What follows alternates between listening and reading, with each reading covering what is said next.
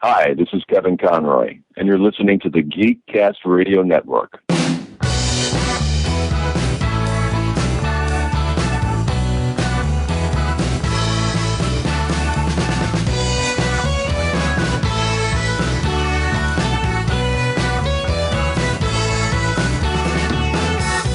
Hello and welcome to episode 196 of GeekCast Radio. I am, of course, TFU and Mike. Joining me once again is Mr. Terry Smith. Hello, sir. Good afternoon, Mike. Yes. Good to be here again. Yes, of course. A second week in a row. Who would have thought? So, as hopefully everyone has heard my episode of Music Talks, Terry's show, where he has a guest on and they pick a song for each of the decades of their lives. Oh boy, decades of their lives. That's kind of like the next days of our life. Oh God, no, don't go down that rabbit hole. All right. And I had Terry on last week and he got a chance to redo his list. And then I thought of a way, just like most of your other listeners have thought of ways, to twist your format to fit something very specific, but to put it into your format. So you can't do this with every band. You're never going to be able to be like. Again, for me, going back to Hall & Oates, there's no way I could fit a Hall & Oates song into each and every decade. I mean, maybe you could start with Abandoned Luncheonette and then go forward, but there's no way any Hall & Oates songs would fit into the 60s. That's true. And there are not a lot of bands out there, whatever music style it is, rock, pop, rap, reggae, whatever, ska. There's not a lot of bands that you can fit. And I'm like, well, there is one that I think could. So the reformatting your format, I'm taking your format, I'm putting one band's basically not necessarily their entire discography, but basically one song from each of their albums. Well, not each, I go back and forth between, to fit in each of the decades, and that band is Blackstone Cherry. They're a southern hard rock band from Kentucky. You had on, was it episode 7? I think it was the episode with Paul. I think yep, he Paul was talking Simpson. about. Paul Simpson was talking about the southern rock stuff, some of the Kentucky stuff. I heard him mention several bands that I know, kind of thing, and I'm like, well, wait a minute, Blackstone Cherry's right there. I first found out about them somewhere around 2011, which was their third album release, Between the Devil and the Deep Blue Sea. They've been a band since 2001. And I go back to their songs all the time from all of the albums. There may be, in their entire discography, there may be 2 songs that I don't think fit, only because there were bonus tracks and they came after the end of what was a really good ending song on an album. Right. So I had you listen to this. I had you listen to the playlist I put together, and I'll freely admit, folks, this is my podcast, and I'll do what I want to. I've put 2 bonus tracks in here too, so we basically have 9 tracks. What used to be a full-on cassette tape. For those of you who don't know, cassette tapes were these hard plastic things with very thin tape that broke. Yeah, very thin tape that broke. And it's funny. It's kind of like, you can break the tape, but you can't break the actual casing. Well, you can, but you have to take a hammer to it. It's not like, folding a CD in half. So, yeah, we've got 9 tracks here. Let's see. 1, 2, 3. 7 of which are for decades starting from the 60s going all the way into the next decade, the 2020s, because I'm like, oh, this is the end of this decade. The 2010s is almost over. We have less than 2.5, 3 months, and we're going into a new decade. So why not add in an additional song?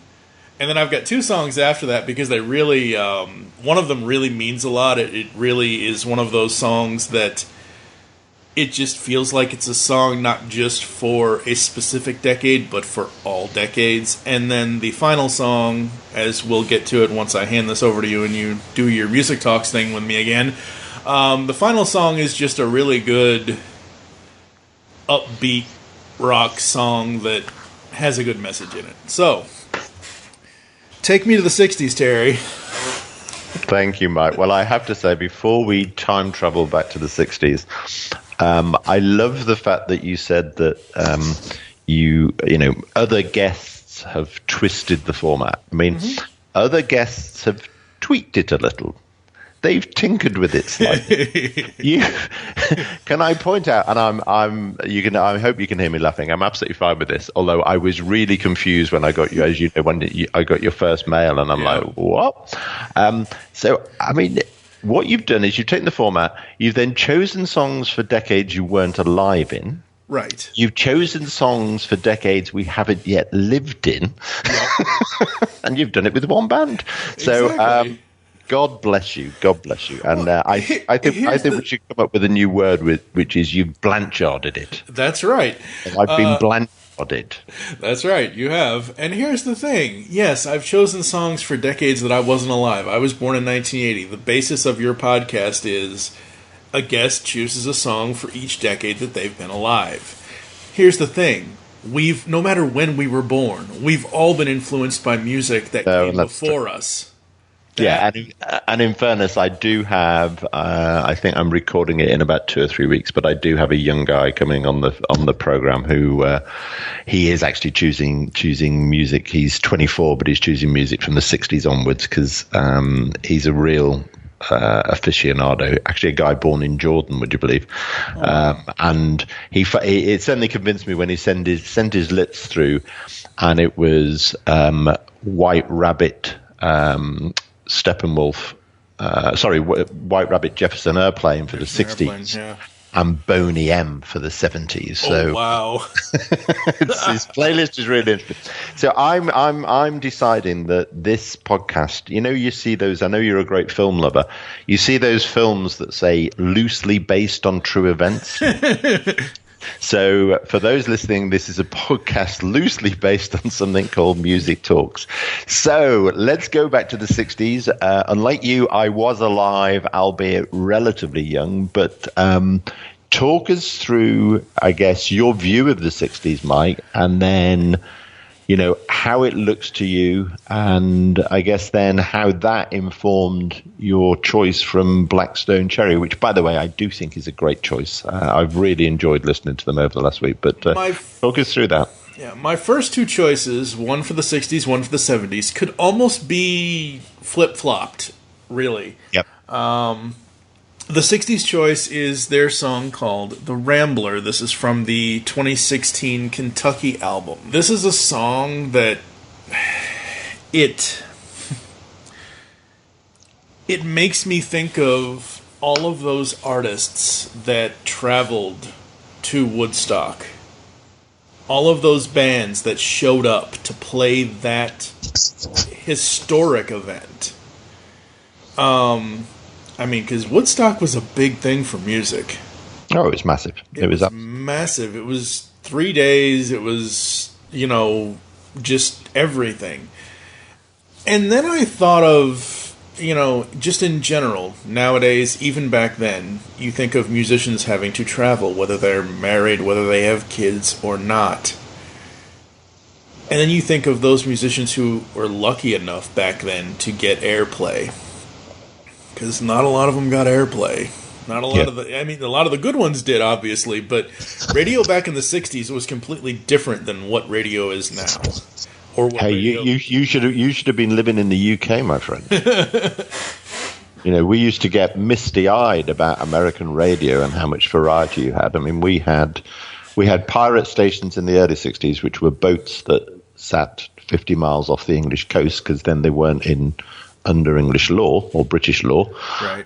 The government then changed the law in 1967. And then the BBC launched something called Radio 1, which was, this is our channel for the young folk. We're going to play some of that rock and roll music. So yeah, we were absolutely starved over here. You had it really good.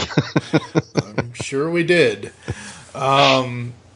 And the thing with me and radio is I grew up in the 80s. I grew up listening to morning show radio. I did not listen to Howard Stern or any of that.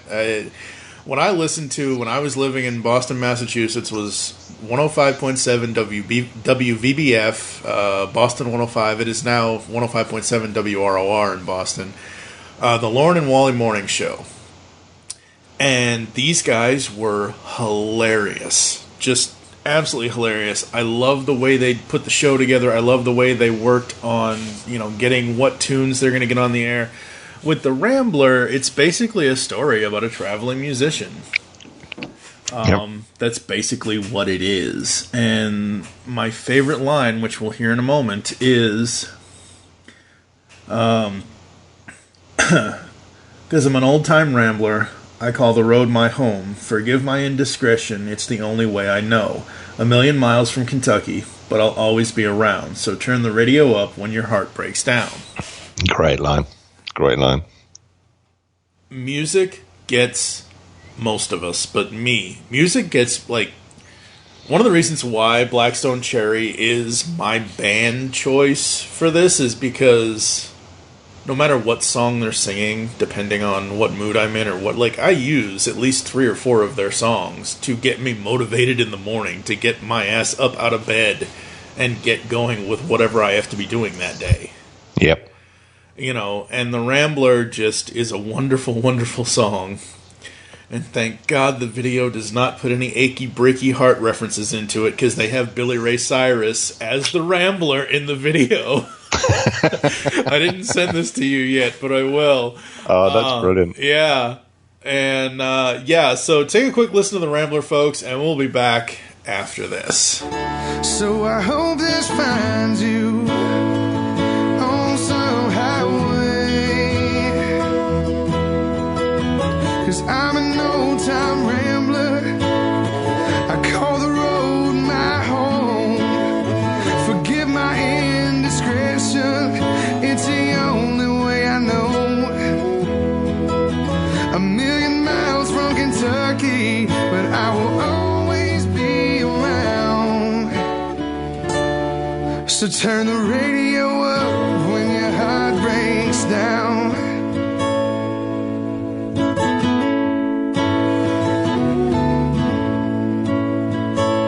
So, having heard The Rambler, a couple of things, if I may, Mike, about Woodstock. One, there was a document, as you know, it was the 50th anniversary, and having just not the BBC, they still do some great stuff. They did a brilliant documentary, and I'll try and find out if it's on PBS somewhere, but it wasn't actually about the music. It was about sort of the business side behind Woodstock, or actually the lack of business side. Because it really was fascinating. 10 weeks before they lost the site they were going to do. I mean, the thing just should never have happened. And I'm glad it did, because I agree with you. I think it was a real turning point. And I can remember, I was too young, but I can remember my brothers both getting, when the film came out. Yep. This was just such a significant event. But going back to, it shouldn't have happened, and that, I know you listened to the episode, so Larry, who is my guest on episode 3, and he's the only person I know who was actually at Woodstock.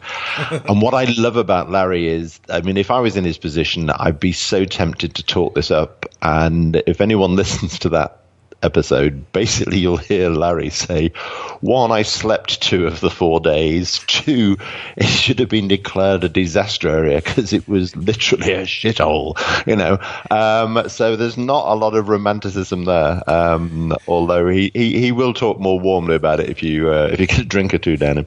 And then the final thing is that I was booking concert tickets the other day, and I suddenly realized that in March, on the Monday, I am going to see The Who. Oh. On the Thursday, of the same week, I'm going to see Santana. Oh, wow. Both of those bands played at Woodstock, and next year it will be 51 years ago. And I always just, like to play this sort of little movie game of somebody walking up to Pete Townsend or to Carlos Santana saying, "You'll be doing this in 50 years' time." I don't think they would have believed them. But the thing with Woodstock is, if it hadn't have happened, I don't think music would be what it is after it happened. Like, if that event did not happen when it happened, you probably would not have all of the music we've had in the 70s, 80s. Yeah, it was certainly significant. It's super significant, and I mean, for me, with, the Rambler choice is, like, again, thinking back, like, nowadays, Blackstone Cherry just put out their second Black to Blues EP. And, you put it out, you put it online, you have, obviously, they do records and CDs, so they do vinyl and disc, as well as digital. Because nobody does cassettes anymore, folks. I mean... Oh, they do. They are still out there. Some do. Not many. Not many, yeah. And it's like... Blackstone Cherry, that EP, and most of their albums, since they've switched labels in the last couple of years, it's them doing all the work. Whereas back in the 80s and 90s, you look at like something like TLC and Pebbles and or you look at, Notorious B.I.G. and Bad Boy and Tupac and all that, they did the music themselves, but they still had all these other producers and other people to, You look at somebody like Mutt Lange, who comes on an album to do his thing as a producer, and it's like, wow. The landscape of music has completely changed, and I fully believe Woodstock was the start of that. Yeah. And I guess my final comment on Woodstock would be also, of course, the wonderful irony that the most famous song about the festival is Joni Mitchell's, and she didn't go to Woodstock because her manager told her she was booked on the Dick Cavett talk show and she should do that because it would be better for her. and then because she didn't go, she wrote a brilliant song. So let's push you on then, Mike, to the 70s. And I'm interested in your comment. I think I know what you mean of why the 60s and the 70s songs maybe could have been sort of transposed. But talk us through that. So, the 70s. The reason why I say now, having gone back and listened to it multiple times again, Pieces Free from Blackstone Cherry. This was from their... which album was this from? I believe it's from Folklore and Superstition. Yes, this was from 2008's Folklore and Superstition album. This was before I had even started listening to them, because I didn't start until the 2011 album, and then I hadn't gone back to the first two albums until a couple of years ago. Right. So Pieces Free, I think of just everything in the 70s and even in the 60s, like, the whole peace movement, the whole, war is bad kind of thing, and everything else. And there's lines in here of basically trying to lift everybody up, and the message is, don't bring your sadness down on me when peace is free. Because here's the thing, I live, and you live, essentially, in free countries. There are other countries within this world of ours that are not so free. Yep. So you take advantage of, sometimes for granted, that, we live in a society where, unless it's completely frowned upon, you can do almost anything you really want to, because you have the freedom of that choice. Yeah. And I think the 70s was a time where people were making a lot of choices that they maybe shouldn't have been. Yeah. So certainly in the music business they were. Absolutely, yeah. But again, it also, to me, is one of those things where it's a sad song, but it's... alright, fine, I'll do it. It's a sad song, but it says so much, because the beginning of it, everybody feels blue sometimes. You gotta keep your head up and keep on trying. Those first two lines. Yep. That should be everybody's mantra today, especially with how bad bullying has gotten over the last 20, 30 years, at least my lifetime, maybe even yours. Yep. But at least in mine, because I was bullied as a kid because I have a disability. I have mild case of cerebral palsy. Kids didn't understand that in the 80s. I didn't understand it. I still don't understand it now.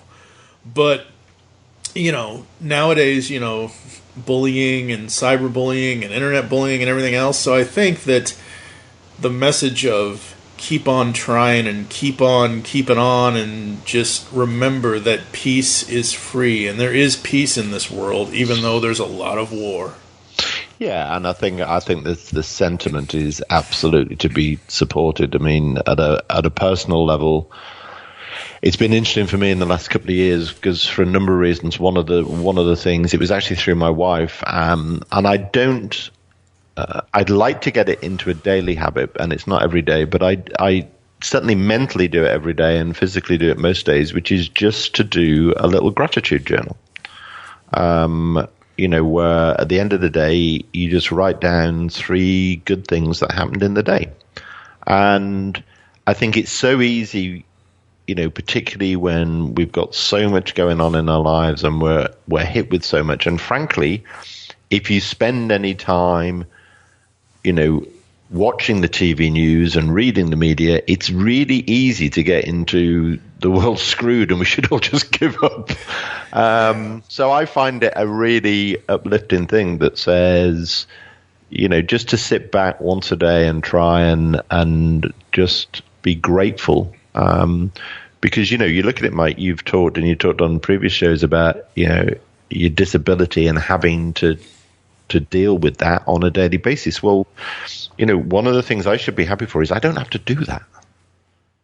When I first started getting into this and listening to stuff, and somebody said, just being thankful for actually, yeah, you've got a body and it works and you can move around, and that's pretty remarkable when you start to think about it. And here's the thing with me, and I don't know if I've ever said this on any of my podcasts, but there's a lot of times over my lifetime that I've looked at someone, complete stranger, don't know what their story is, whatever, no clue. And I've thought, well, fuck, I'm super jealous of them because they have a right hand and arm absolutely that is the same size and functionality as their left. Yep. And I've gotten really fucking jealous over it, and it really bothers the hell out of me that's happened. But, I think now, at the point that we're recording this, I'm 2.5, 3 months away from my 40th birthday. I think I've made peace with my cerebral palsy, notwithstanding the fact that I had to have brain surgery this past year, or in the last year of this decade, because of excess fluid on my brain. But again, the cerebral palsy it's a brain thing. It isn't just the doctor botched the birth and pulled my arm out the wrong way. No, this happened before I was even delivered. It was something to do with when my mom was pregnant and something didn't go right in my development while I was inside of her, or something or other. I don't know. It's just what it is, and over the years I've gotten to the point where most times I don't even notice it. Like somebody asked me, this is a number of years ago, somebody asked me, what's wrong with your arm? And I said, I have a mild case of cerebral palsy, but it's okay. And it was just a complete stranger walking down the street on the sidewalk, they asked. And normally if that happened in like 2015, 2016, if that had happened in 2010, I probably would have, I don't even know. It's gotten better over time. And, kind of digging into the message of Blackstone Cherry's Peace is Free, I'm at peace with it, but there are times where my disability really screws my thinking up. Yeah, and I think that's understandable. And, when you look at, I think, getting screwed up and looking at someone and feeling jealous because, hey, something happened to me that you couldn't control, means I've got to deal with this and you haven't. I kind of get. I realize that doing that too often isn't healthy for you, but I get why you do it. But right. I think if you then look at how much time I think people in general now spend going, why have they got that bigger car, or why have they got this and why have I not got that? And it's like, if we all spend our time worrying about what the next thing is, as opposed to look at what you've got. Anyway, we should have a listen to Peace is Free, but thank you for provoking the discussion. Absolutely. We'll be back after this. You better sing your song and sing it loud, but you better do it here, and you better do it now, 'cause this is what your life that we live. Listen, people, 'cause this is what my song says. Don't you bring your sadness down on me with pieces string. There's a son up ahead, brother, waiting on me. Can't you see? So on to the 80s, and of course that's when you were born, and I am going to give you a choice away, and I'm sure it's sheer coincidence that it's the 80s you were born and the song choice is Bad Habits. It's actually Bad Habit, no S. Bad Habits, sorry, I apologize. Yeah, and this is from their 2018 release, Family Tree, so the most recent full EP, or LP, I should say. And it's the lead-off track to the album. And the opening riff just basically kicks your teeth in.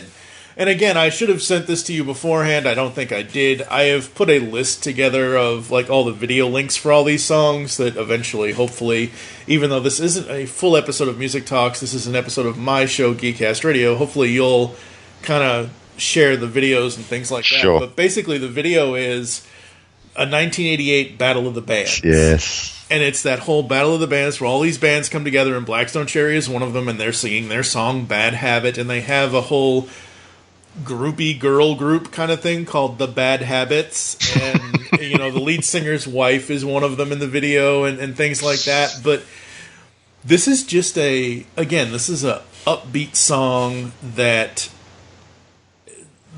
the clip that I'm going to play, again, goes more to my instrumental side than my storytelling side when it comes to music, because I mentioned on my episode of Music Talks, one of the reasons why I picked Hall & Oates Out of Touch for the 80s was because of the amazing drum solo.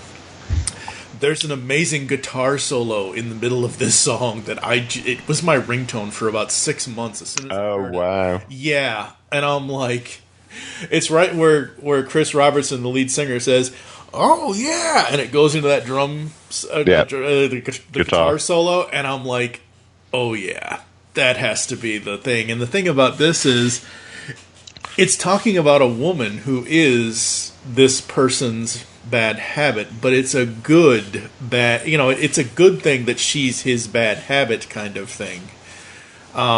It's just an interesting, fun rock song that, like I said before, kicks your teeth in and makes you want to get up and go get stuff done. No, I mean, it is with you. I think it's a classic rock song, but they did a great job on the video.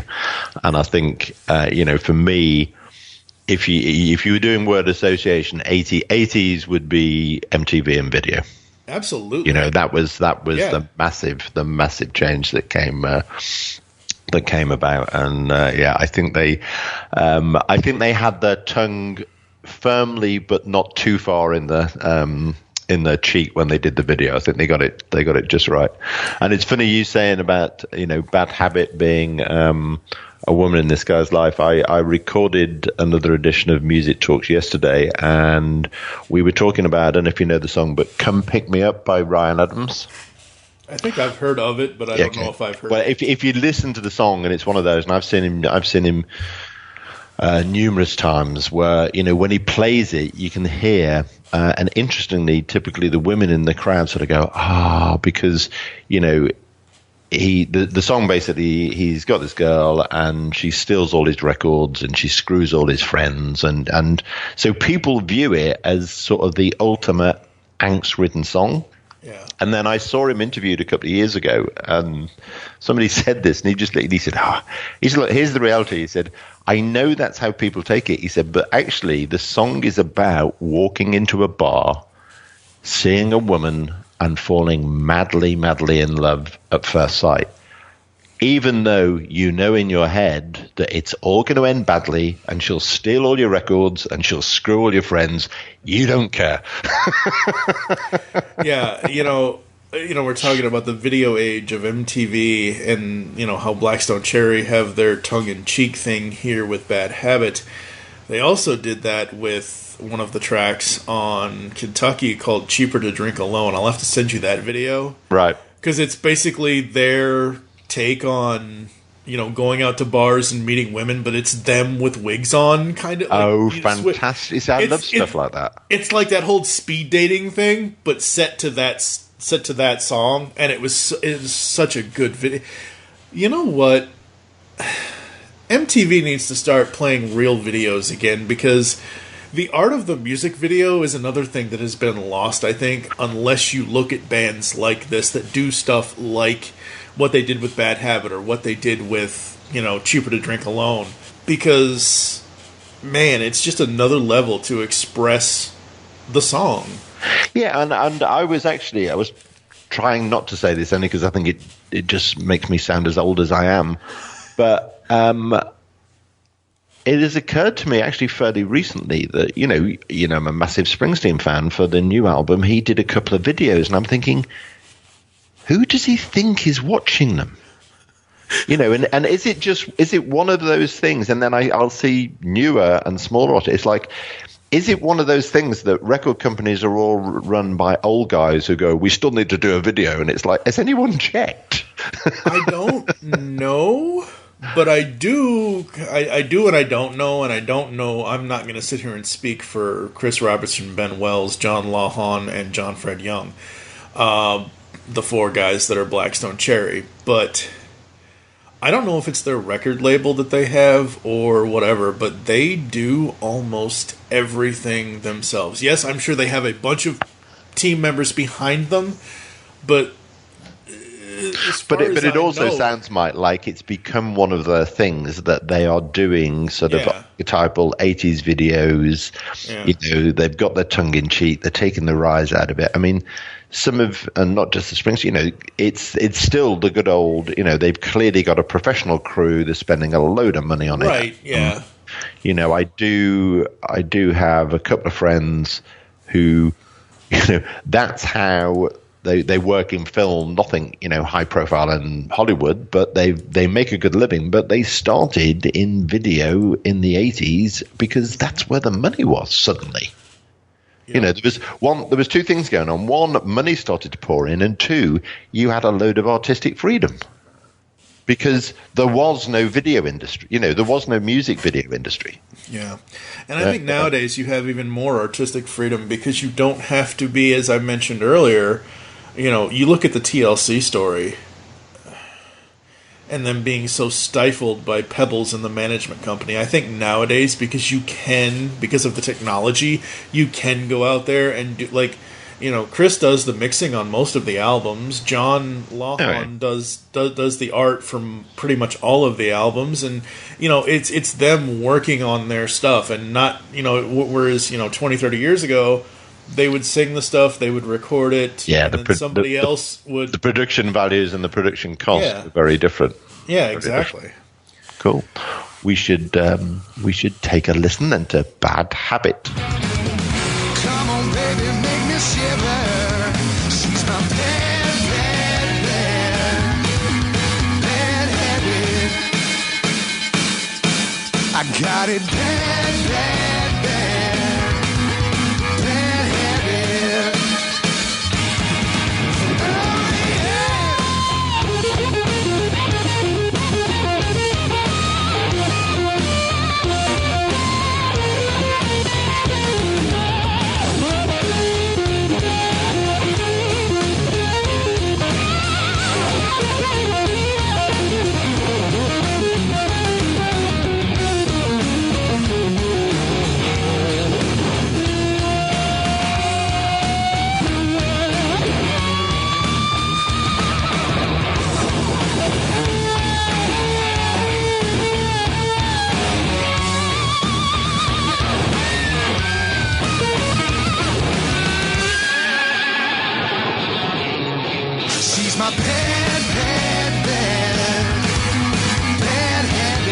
then on to the 90s, and a very different choice, Mike. So talk us through that. So this song that we're going to be talking about here is from their 2011 album, Between the Devil and the Deep Blue Sea. It is a song that, when I first heard it, I was like, okay, they wrote this for, at the time, 2011, I think the Afghanistan war was still going on and all of that, and, you know, Bin Laden and everything else. This song has a very, basically, military feel to me, and I had seen the video, and then I had seen the behind the scenes of the video, and how they were supporting this army guy. He might have been a Marine. I don't remember. Just watch the video, folks. Yep. Randy, I don't remember his last name, but basically, In My Blood is a song about being in the military, in the armed forces, in the Navy, in the whatever, and how you always have to leave. Who knew to hurt would feel so good? Move along so far from home. My mistakes go on and on. In truth, I hate to be alone. And then it goes on to say, you know, another day, another round. I miss my friends in my hometown. But the truth is, it's the reason that I leave. It's in my blood and it's in my bones. Yeah. You know, military life, and the reason, and I'm not speaking, I 4F'd in high school. They basically 4F'd me because I was disabled. But Now go on, for the Brit, explain what 4F is. It's basically you flunk out. Right. It's basically you cannot join the military. There's something that would not work with you in military life. Got it. Kind of thing. But my Uncle Keith, on my dad's side, was a Navy CB. He was a military career man. And in 1990, we were in the middle of the Gulf War. Yep. And there was a song back then that I would hear almost every night on the radio. And that was Lee Greenwood's God Bless the USA. Yeah. And In My Blood, to me, even though it's more of a rock song than what Lee did with his song, it's a storytelling song that basically gives you the thoughts behind someone who might be in the military of why they do it, because they want to fight for their country, because that's all, doing something your whole life, because that's all you know. Yeah, yep. That's all you know how to do. And you try your best to, even though you've made mistakes, you try to make up for them, even though the this, even though the that. And there's one line in here that I absolutely love. I miss your touch and I miss your smile, the thing you do that drives me wild. You think about all of the military men and women that have, just not in our life, just in general, since the U.S. military has been the U.S. military, or whatever, whatever it is, since they finally allowed women to be soldiers and all of this and all of that, and everybody having to make that choice to, you're here one day and you're not the next because you're out fighting for what you believe in. Yep. And the way that they arrange the instruments in the song and the way the instruments play, it has this, I do not want to compare it to Kurt Cobain and Nirvana, but it has this 90s grungy kind of sound. That's why I put it in the 90s. No, great choice. Because I get it. I don't has that think feel. it would. Yeah, and I don't think it would fit in any other decade. And again, the whole military thing for me with my uncle and tying back to that memory of worrying about him every night, and then once the Lee Greenwood song would come on, it's like, oh, okay, well, hope he's all right, and I wasn't that close to my Uncle Keith. He's on my dad's side. I wasn't. It was weird. No, but you're aware of what's going on. Yeah. And just, so In My Blood, we're going to take a listen to that, and then we're going to head to the next millennium. Yeah, and just before we do, because, again, I think it's an interesting choice, and as always, my interesting observations you've made. again, my exposure to the military hasn't been great, but in the 90s, I lived next door to, family moved in, and it was a guy, Chris, and he was the 5th generation of his family that had been in a famous, ironically, a Scottish regiment called the Black Watch. In fact, I think if you trace it back, his family members were in one of the regiments that then became the Black Watch. So, and he, 12 months before he moved in next door to us, he'd actually effectively been made redundant from the army. And it was fascinating talking to him, because I remember he came around for dinner one night and my brother was down, and my brother and I both worked in IT. And Jim had started, it was just before Christmas, Jim had started that year working for a company. He'd then been headhunted to go to another company, and he stayed 6 weeks because he decided he'd made a mistake, and he went somewhere else. And Chris looked at him and went, "So you've had 3 different jobs this year?" And Jim went, "Yeah." And he said, "Wow, that's brave." And in credit to my brother, Jim just looked and said, "Chris, how many tours of duty did you do in Ireland?" And he looked and he said, 5. He said, "No, that's brave." He said, "What we do is just nonsense." But it was fascinating to watch this talented guy, adjust to civilian life, because if you think about it, and his wife was also, she didn't go back 5 generations, but her parents had been in the military. So they'd lived, when I think you said the song there, it said, "It's in my blood, it's in my bones." Mm-hmm. It really was for them. And it was actually the practicalities, when they moved into sort of civilian life, there were just basic things. So, I remember because he was an officer, his wife said, all my shopping used to be delivered to me. So it really was, it was fascinating. And I know one of the things, military and war and all of that is a very difficult subject. But one of the things that always hit myself and Laura in the US was the difference in the amount of respect the military get in the US than they do in the UK. Yeah. And I'll leave it at that, but it is very different. It is very different. Let's take a listen. It's in my blood.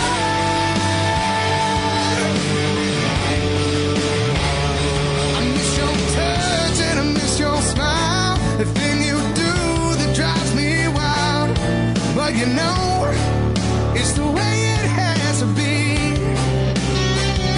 Okay, and on to our next choice. And it's the Naughties and The Way of the Future. That's right. This is the lead track, I think. Yes. This is the lead track from 2016's Kentucky.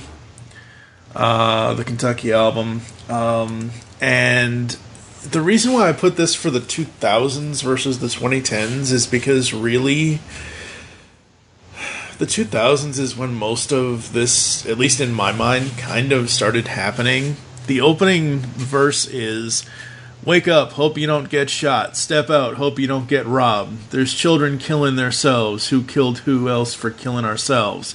Watch out, devil's gonna get rich. Better stop falling for these tricks. We're all killing ourselves. Who killed who else for killing ourselves?" And there's a line later where he talks about, "Throw away everything you've been told to believe. Break away from these chains. We're supposed to be free. Yeah, free. It's the way of the future. There's no place to hide. You promise to listen. I'll promise you life." And the song, the way it opens is, again, it's another one of these, first tracks like, what's going to happen? And that opening guitar riff, just, when I first heard it, 3 years ago, it just put me on my ass. Yeah, really. Absolutely. I mean, it's my favorite out of all your choices. I mean, I know you said, I think in one of your emails that the band isn't particularly super political, but that's a brilliant set of lyrics. Yeah, they're not super political at all. And that was, I think, out of all of their stuff, that was the most political they had gotten, kind of thing. And it just feels like that's, the song feels like it's talking about even today, even what's going on today, even what's... Absolutely. It's probably more... Well, when was it released again? It was released in 2016. Yeah, okay, it's pretty. I mean, well, I think it's to their credit in the sense that, you know, one of. I mean, we mentioned Woodstock before. One of the things that disappoints me is, with everything that is going on in the world, is actually the lack of, for want of a better phrase, protest music that is being written. And I will make a racial comment here, particularly by white bands and white men and women singers. I think there's a lot of black artists who are doing a much better job writing about what's going on, and there's a bunch of old guys doing a great job. So it's good to see, and I know you put it in the 2000s, but yeah, I can see why they wrote that in 2016, and I think it's a great song. So well done. Yeah. Yeah, and I mean, it's one of those songs that you got to think. I don't know the exact date that Kentucky came out. I forget off the top of my head, but, you know, 2016 for us here in the U.S., well, I don't know, but for us people that, you know, have common sense, for me personally, I'll say this, and I try my best not to get political on these shows, on our podcast, because it's not just my show, it's mine and Steve's and everybody else has different opinions. Sure. So, for me personally, the 2016 election, there was no good choice. No. It didn't matter what end you were on, there was no good choice. I do think that things have gotten worse since... No, I agree. Since somebody brought back Agent Orange from Vietnam again. But anyway, let's take a quick listen to Blackstone Cherry's The Way of the Future, and we'll be back after this.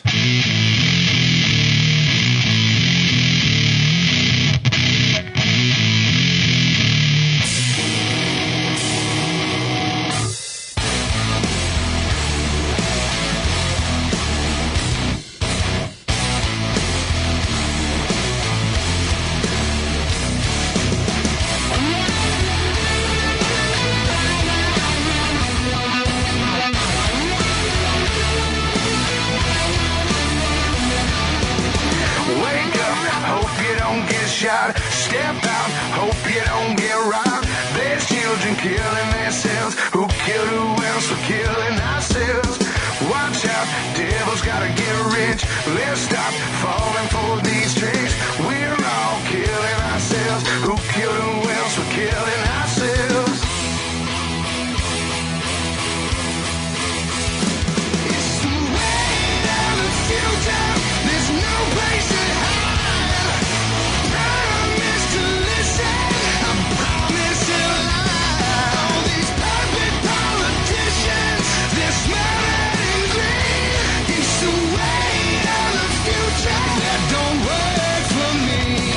And so, on to what is still just about the current decade. But we ain't got long left. So, talk us through that.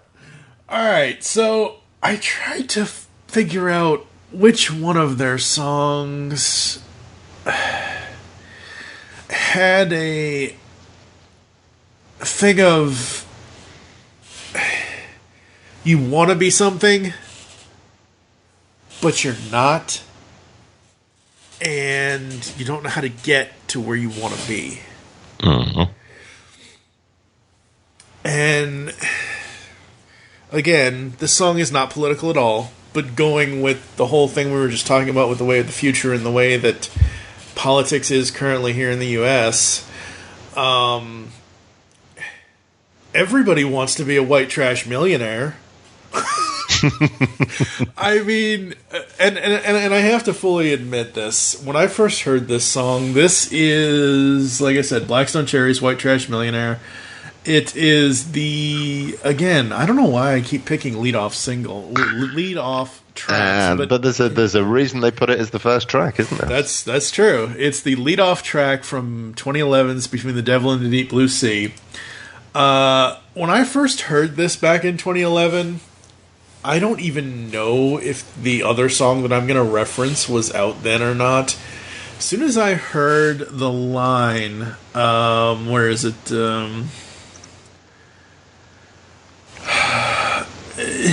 He talks about being born this way. And the first thing I thought of, was that Lady Gaga song entitled Born This Way, because it sounds so similar. Like, just that one... oh, here it is. The very first...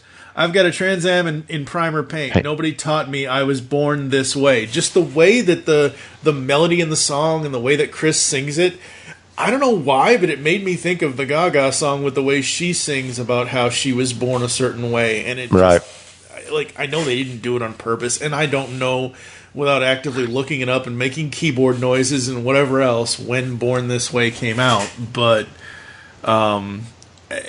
that's what I connected with back then, just listening to the song and, part of the chorus, ain't got much and I don't care. Count your cash and kiss my ass. This whole damn world gonna know I've been here.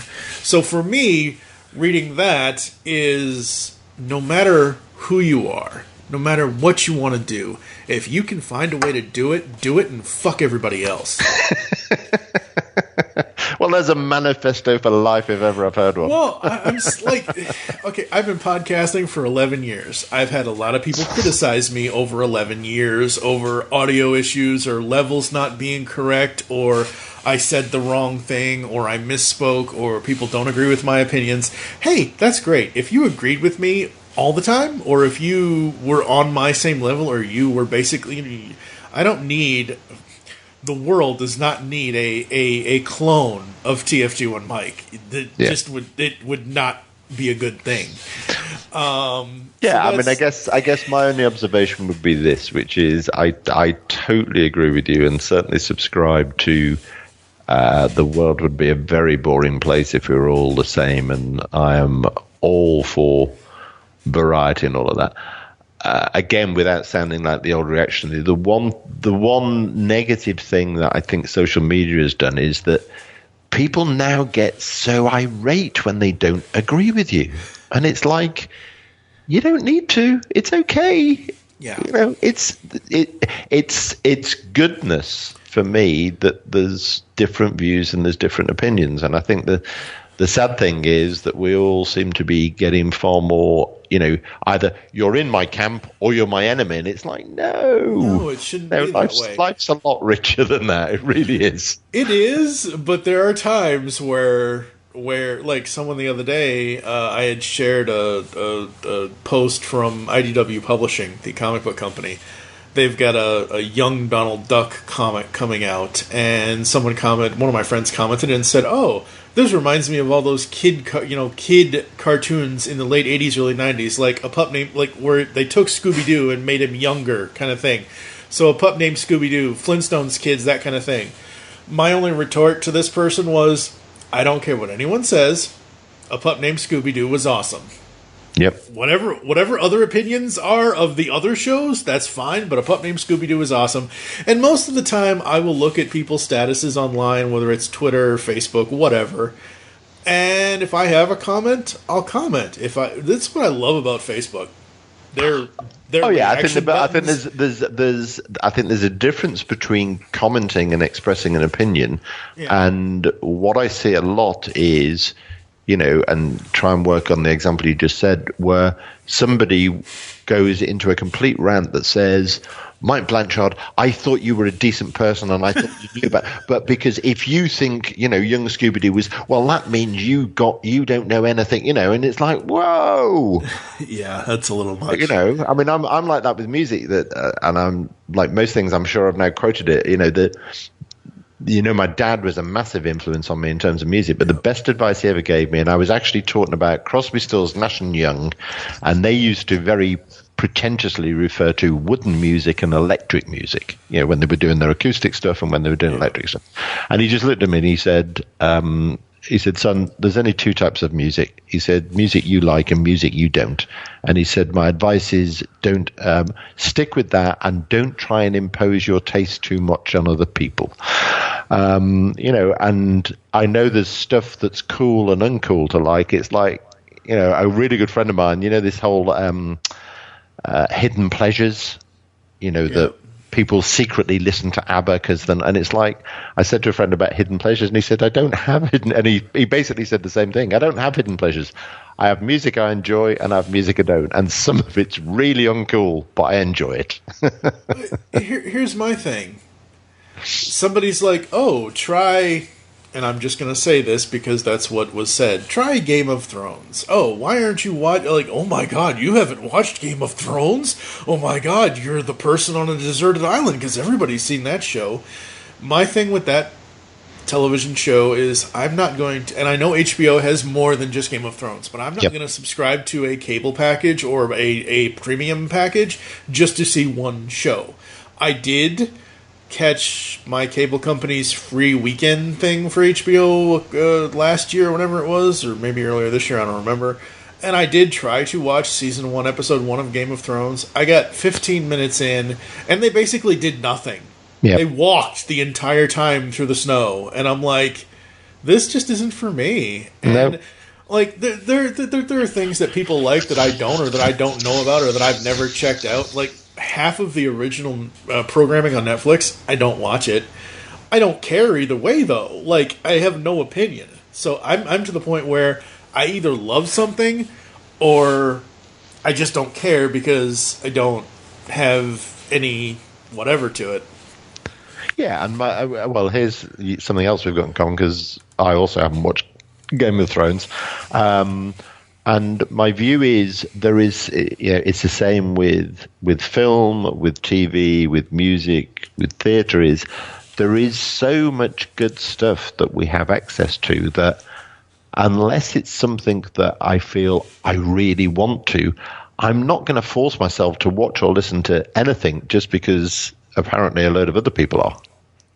Yeah. If there's something in there that tweaks my interest, great. And with Game of Thrones, frankly, and like you, I do think we watched 10 minutes, but it was like there is nothing there that has made me think my life is going to be incomplete unless I watch 7 series of this thing. So good stuff. So we should have a listen to White Trash Millionaire, shouldn't we?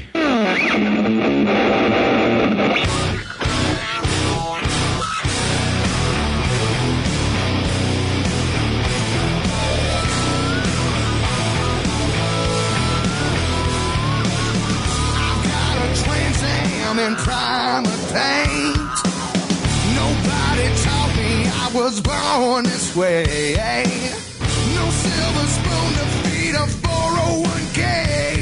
On Bourbon Street, the girls will scream, they're calling out my name. Wanna be a white trash millionaire. Ain't got much and I don't care. Count your cash and kiss my ass. The whole damn world will know I've been here. 2 6 heads and you know I'll share. I'm everyone from nowhere.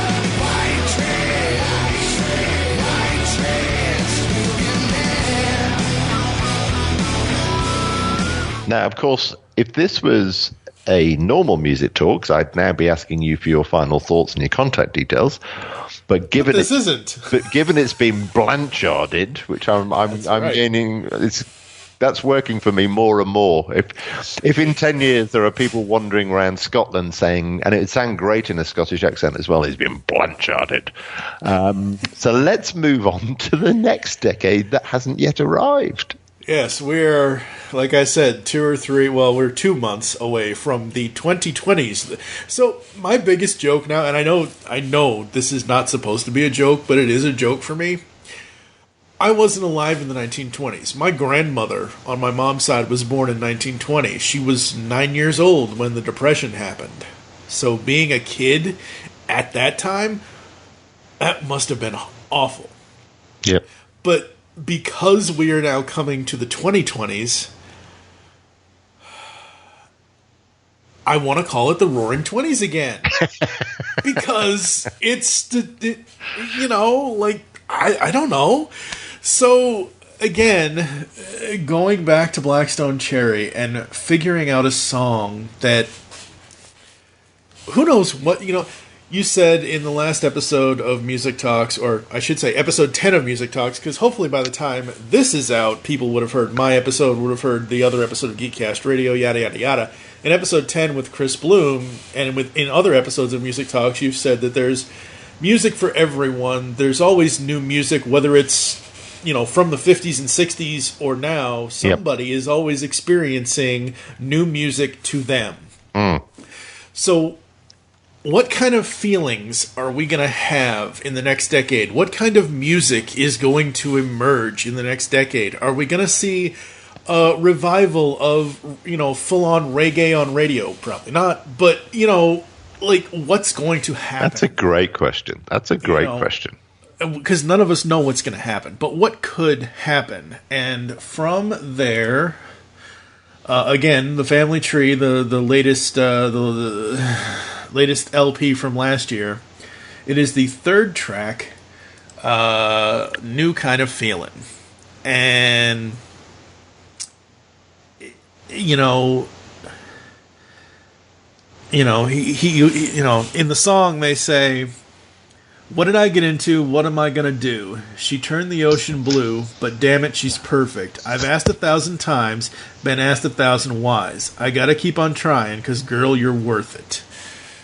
And then he goes on later to, say, I don't need her. He goes on, "A new kind of feeling for you, feeling. You want it, you can't have it. It's perfect kind of healing, yeah.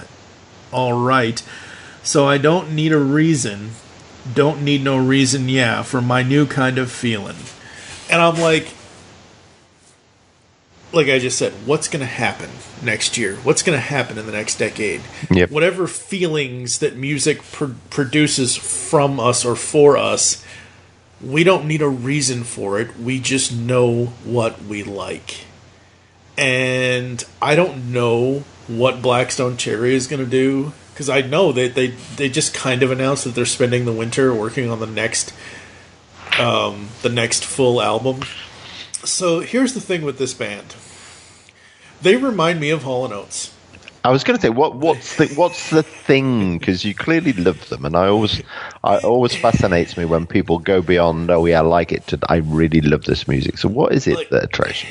It's the fact that they are all in. The fact that they're musicians. They are people that dedicate themselves to this craft, that don't just resign themselves to whatever contract they have with the record label. We have a contract for 11 songs and that's all we're going to do. Yeah. Pretty much all of their albums since 2006's self-titled album, pretty much all of them have special editions or re-releases or bonus tracks or whatever. They give the fans more. And pretty much every year we've gotten something from them since about 2014 was Magic Mountain, and then 2 years later, 2016 was Kentucky. Since Kentucky, we've gotten something from them every single year, because 2016 was Kentucky, 2017 was the Black to Blues Volume 1 EP, last year was Family Tree, the full album, and then now they just released Black to Blues Volume 2, the second EP from that series. Wow. So they've, going back to Hall & Oates, they had Abandoned Luncheonette in 72, they had whatever album in 73, they had whatever album in 74, they had, make sure I get this right, Voices in 80, Private Eyes in 81, H2O in 82. I'm impressed you can remember. Rock and Soul Part 1 83, Big Bam Boom 84, yada, yada, yada, and on and on and on and on and on. So they did an album every year, and Blackstone Cherry, I talked about this on my episode of Music Talks. I'll say it here. Going to Kentucky in 1993 was not my choice. Yep. I'm not going to go through the full story, folks. If you want to hear the full story, you can go listen to Music Talks, whatever episode my episode number is for Music Talks. But basically, it was not my choice. But there are certain things from that state that I have immense pride in, and the stories that these four guys and their team tell in these songs is just amazing. There are songs, I could do...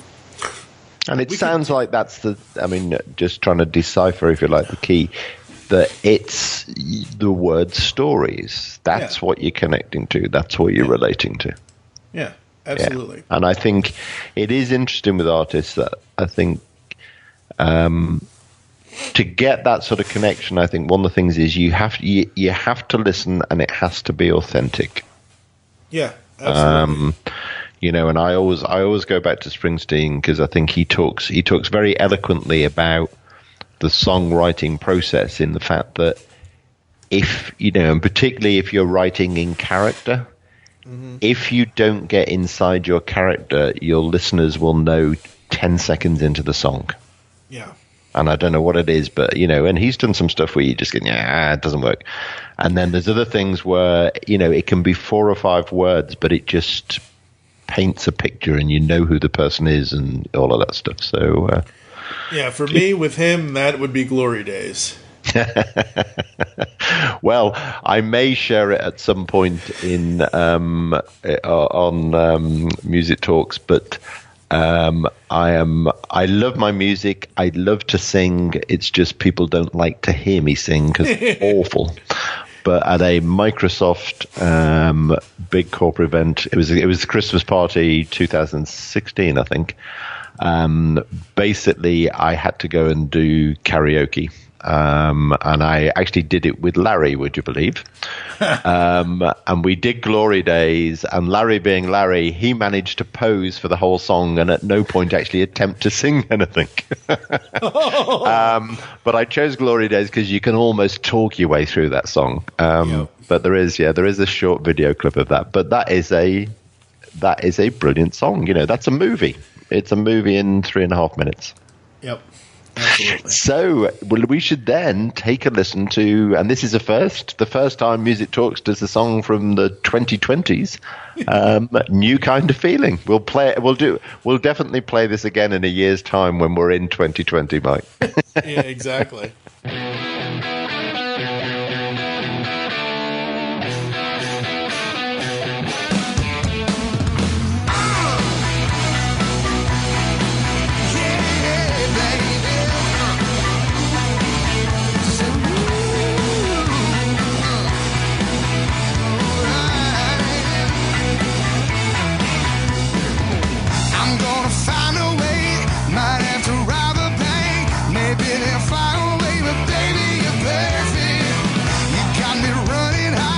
Chasing these mountain times, I just can't ever stop, 'cause girl, you are worth it. The way you on the river, I ain't like those other fellas. Ain't no need in getting jealous.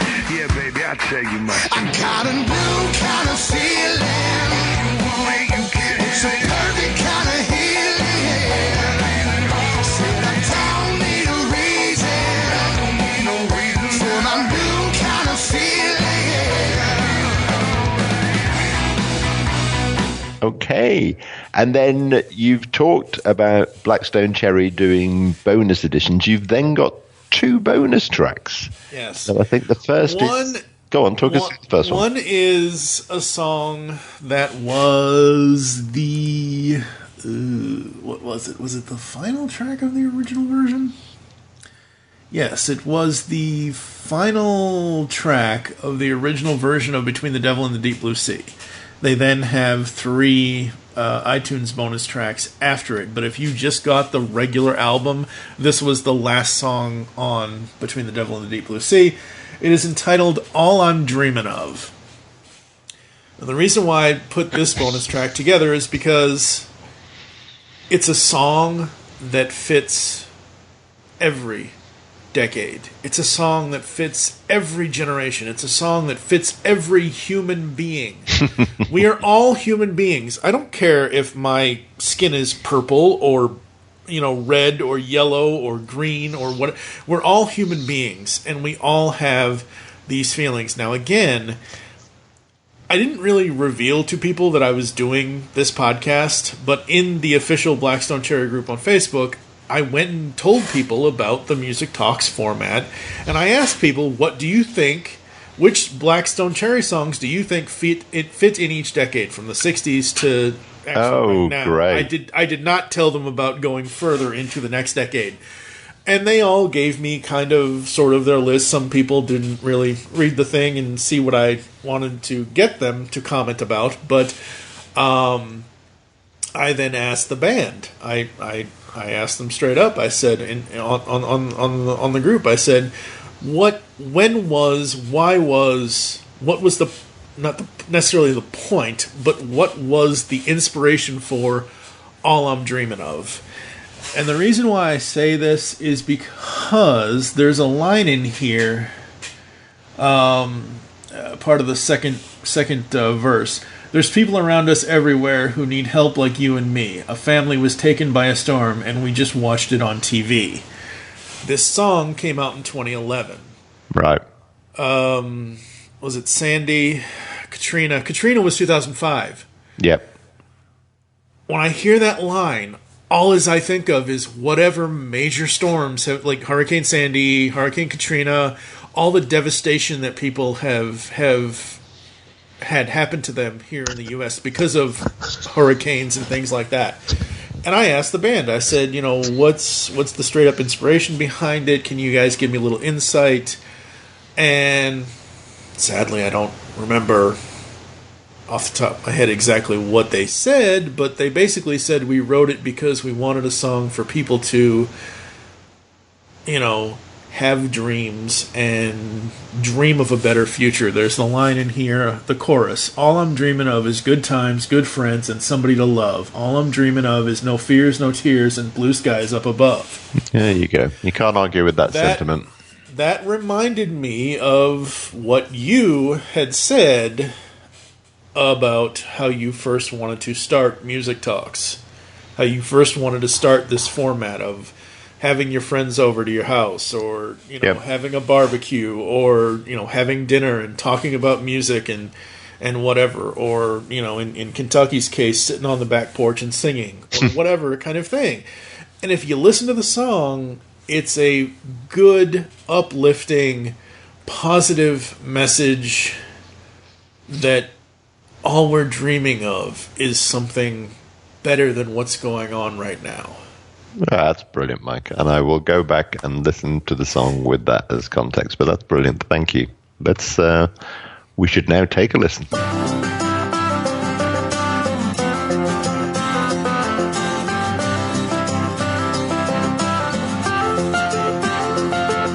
Something about our world today that makes me wanna cry. There's too much anger and too much pain, too much money and too many lies. If I could have one wish tonight, I would beg of us to forget our pride. If we could do just one thing right, we could help each other to love.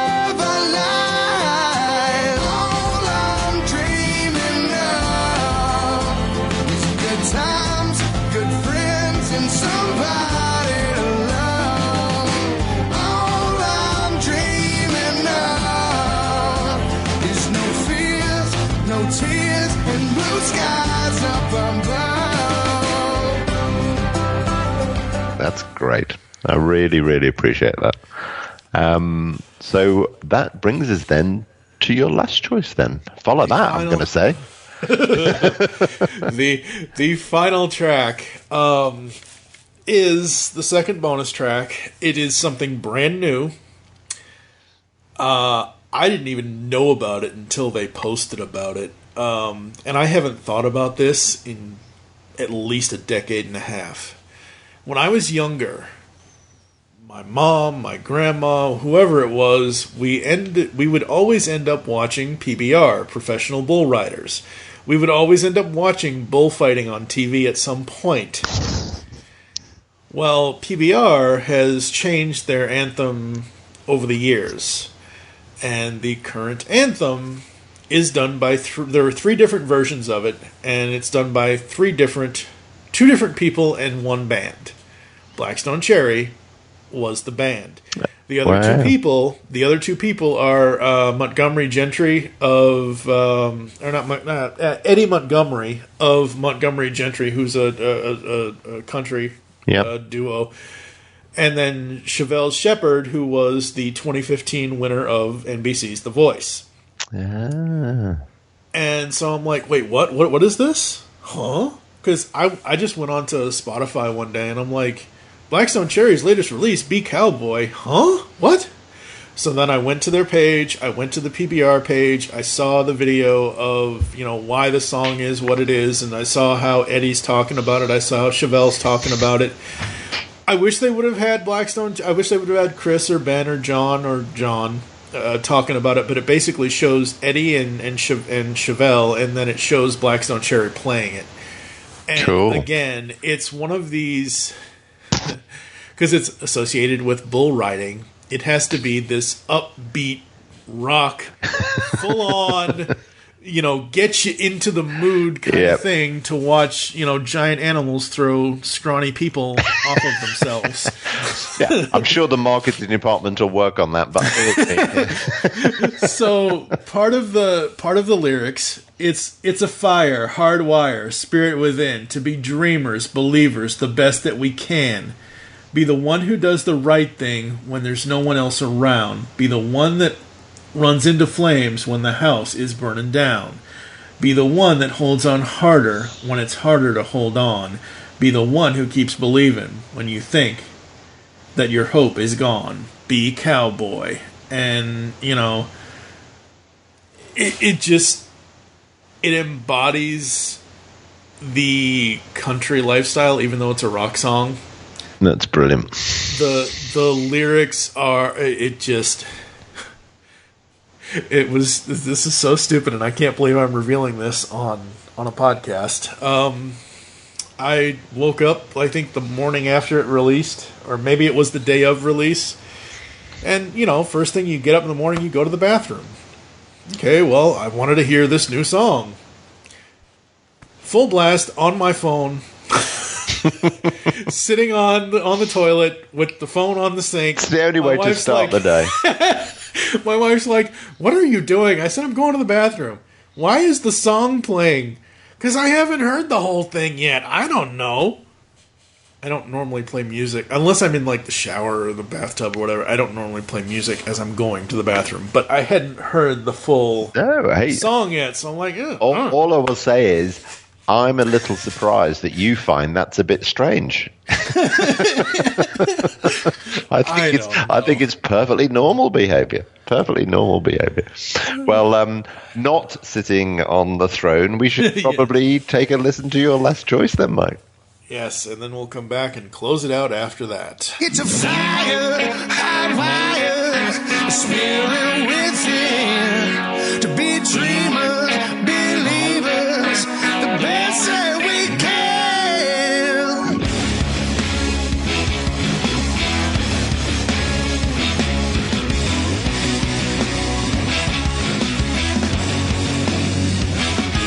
Be the one that does the right thing when there's no one else around.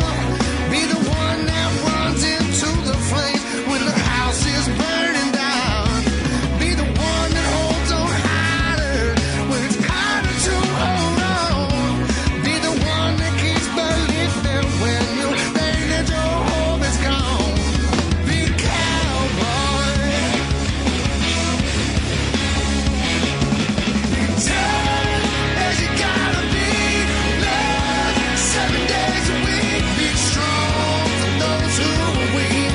Honest as the day is long. Come on. Be square as a cornerstone. Dare to stand alone. When you're scared, just carry on. Be braver, be better, be bolder. Be cowboy.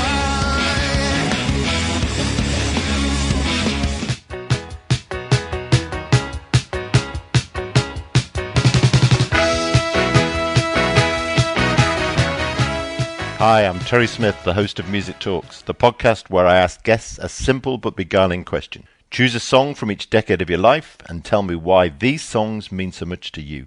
Guests and listeners love this format, and if you want to find out why, then take a listen at musictalkspod.buzzsprout.com or use your favourite podcast app. Just search on Music Talks Terry Smith. If you'd like to be a guest on the show and Talk to me until it unfolds. then send me a tweet at Music Talks Pod. I look forward to doing some music talking soon.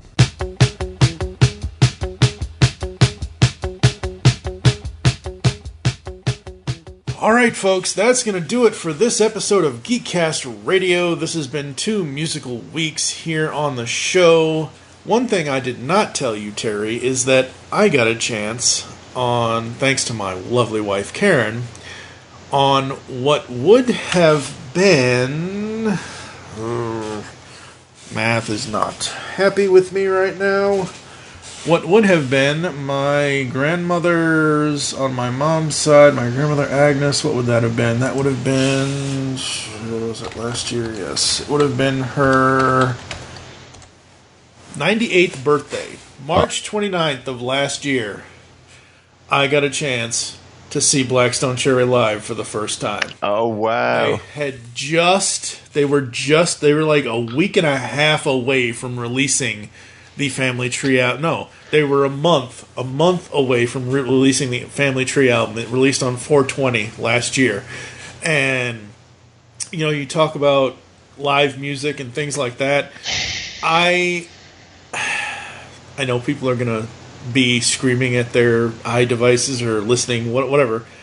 Blackstone Cherry, to me, they're my version of the Grateful Dead.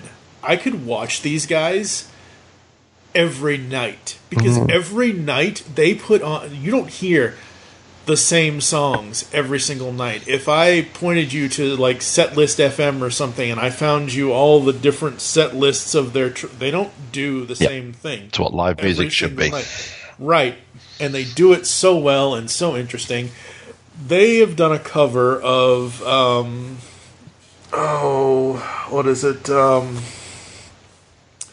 One of those Adele songs. Which one? Rolling in the Deep. All right. Can you imagine what... I mean, obviously, I'll send it to you. I'd love to hear it. But, you know, for me, I'm not an Adele fan, but hearing Blackstone Cherry sing one of her songs, that's kind of awesome. Yep.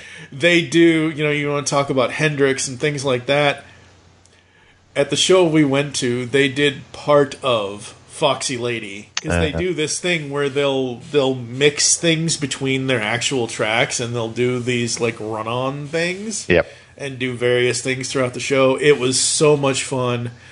I hope to see them again before, 20 years goes by. That'd be great. But yeah, this has just been absolute fun. Thank you so much for letting me twist your format. Hey, it's my pleasure. It's my pleasure.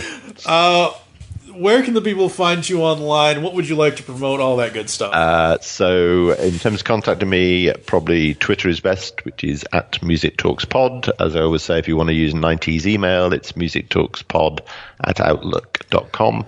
And my Facebook, again, is also at Music Talks Pod. And there I post, not every but most days, additional content around the music, the last episode of the Music Talks podcast. So be great to hear from people, and as I say, please like the Facebook page and have a listen to an episode. Not least, I think it will be it'll either be episode 11 or 12 with a certain Mike Blanchard.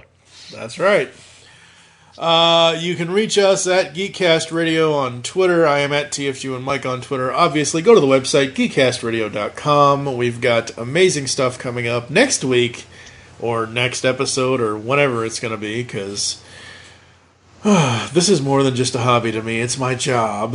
And sadly, I won't get any retirement checks if I retire. Damn it. But next week we're going to have a discussion on physical media versus digital media. We've done this a couple of times, but new things came out and new discussion points and yada, yada, yada. So next episode we're going to talk about whether you like physical media or digital media. Terry, do you have a preference? I move between both. So I have every 2,500 CDs ripped. I subscribe to Spotify and Tidal, and I have about 1,000 vinyl albums. Oh, and I still have a cassette player and cassettes in the loft as well. No 8-track. The only thing I never did was 8-track. That never really hit the UK. Yeah. So yeah, that's going to be the next episode. After that, we're going to do, that's episode 197. Episode 198 will be sort of a Christmas show kind of thing. And then episode 199 will be a decade in review. We normally do a year in review at the end of every year, but seeing as how this is the last year of this decade, oh boy, do I have a lot of research to do. Absolutely. I don't envy you that. Yep. Unleash the music geek in you, and we will catch you next time here on Geekcast Radio.